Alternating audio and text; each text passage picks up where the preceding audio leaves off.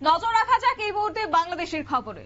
ভারতের সাহায্য নিয়ে বাংলাদেশ স্বাধীন হোক, এটা চাইনি বাংলাদেশের জামাতে ইসলামী, এমনটাই কার্যত এক সাক্ষাৎকারে বললেন সংগঠনের প্রধান শফিকুর রহমান। এবং পাকিস্তানের অংশ হয়েই বাংলাদেশে ভোটারদের ভোটাধিকার চেয়েছিল জামাত। প্রশ্ন রয়েছে, তবে যাবো বিস্তারিত। আমাদের সঙ্গে রয়েছে প্রতিনিধি বিশ্বজিৎ দে। বিশ্বজিৎ দে, কি জানতে পারছো?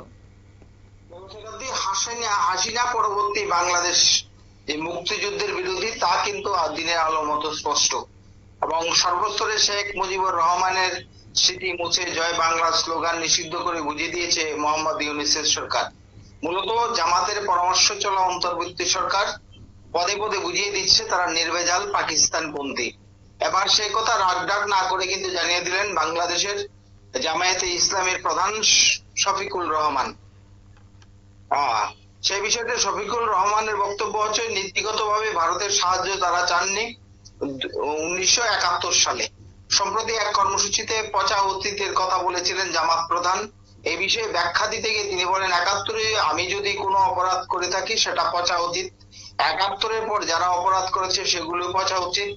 এবং ভারতের সাহায্যে স্বাধীনতা কেন চাননি তার ব্যাখ্যা দিতে গিয়ে এই জামাত প্রধানের বক্তব্য হচ্ছে, আমরা কারোর দয়ায় যদি স্বাধীন করি দেশকে, তাহলে এক বিপদ ঘাট থেকে সরবে, এর চেয়ে বড় বিপদ আমাদের ঘাড়ে চাপবে।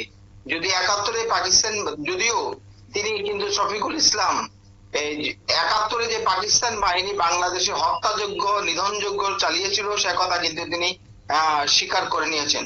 প্রসঙ্গত, বাংলাদেশের প্রাক্তন প্রধানমন্ত্রী শেখ হাসিনার জামানায় নিষিদ্ধ করা হয় জামাতকে, এবং গণ অভ্যুত্থানের পর ইউনূসের আমলে এই নিষেধাজ্ঞা প্রত্যাহার করা হয়। জামাত শিবিরের অবশ্য অভিযোগ, নিষেধাজ্ঞা প্রত্যাহার করা হলেও এখনো নির্বাচন কমিশন তাদের রাজনৈতিক দল হিসেবে স্বীকৃতি ফিরিয়ে দেয়নি। এই নিয়ে তীব্র ক্ষোভ রয়েছে দলীয় নেতা কর্মীদের মধ্যে। শতাব্দী, একেবারে বিষয়টা এই যে ইউনূসের আমলে কার্যত মুক্তিযুদ্ধের যারা রয়েছেন যোদ্ধারা, তাদের ইতিহাস পর্যন্ত মুছে ফেলতে চাইছেন। মুজিবুর রহমানের ইতিহাস মুছে ফেলার চেষ্টা করছেন তিনি, জয় বাংলা স্লোগান সরিয়ে দিচ্ছেন। তাই সেই জায়গা থেকে এবার কি এই যে ভারতের যে অবদানটা রয়েছে বাংলাদেশ স্বাধীন হওয়ার পেছনে, সেই অবদানটাকেও কার্যত এবার এড়িয়ে যাওয়ার চেষ্টা করছেন, এবার মুছে ফেলার চেষ্টা করছেন কোথাও গিয়ে তারা? সে কথা যে কথা বললাম যে হাসিনা পরবর্তী বাংলাদেশে যে মুক্তিযুদ্ধ বিরোধী সে কথা সর্বস্তরে শেখ রহমানের স্মৃতি মুছে ফেলা জয় বাংলা স্লোগান নিষিদ্ধ করে দিয়ে বুঝিয়ে দিয়েছে এই প্রধান উপদেষ্টা মোহাম্মদ ইউনূসের সরকার। মূলত জামাতের পরামর্শ অনুযায়ী অন্তর্বর্তী সরকার পদে পদে বুঝিয়ে দিচ্ছে তারা নির্ভেজাল পাকিস্তানপন্থী। আর এবার সেটা কিন্তু রাগঢাক না করেই জানিয়ে দিলেন বাংলাদেশের জামায়াতে ইসলামী প্রধান শফিকুল ইসলাম।